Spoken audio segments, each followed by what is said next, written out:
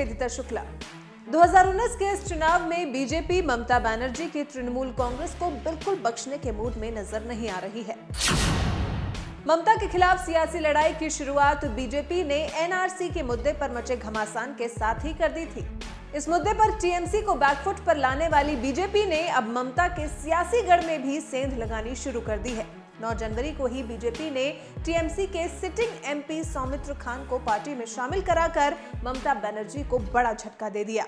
शाह से मिलकर सौमित्र जैसे ही बीजेपी खेमे में शामिल हुए, पश्चिम बंगाल बीजेपी प्रभारी कैलाश विजयवर्गीय ने ट्वीट कर ममता राज को आगाह कर दिया।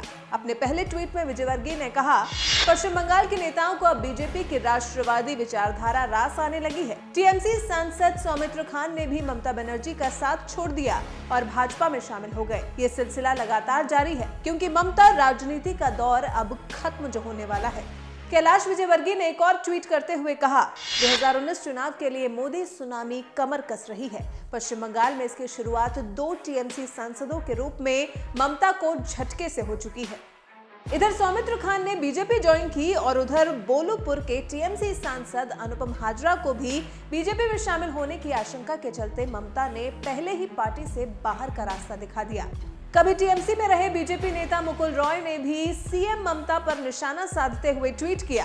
विष्णुपुर के टीएमसी सांसद सौमित्र खान बीजेपी में शामिल हो गए। ममता देवी के लिए उल्टी गिनती शुरू हो गई है। आपके सांसद और विधायक एक के बाद एक आपको छोड़ देंगे और 2019 का लोकसभा चुनाव आपके कुशासन का अंत कर देगा। ये बात शायद ममता बनर्जी भी जानती हैं कि कभी टीएमसी की मुख्य विरोधी पार्टी रही सीपीआईएम से ज्यादा खतरा उन्हें बीजेपी से है, जो धीरे धीरे ही सही मुख्य विरोधी दल की जगह लेती जा रही है।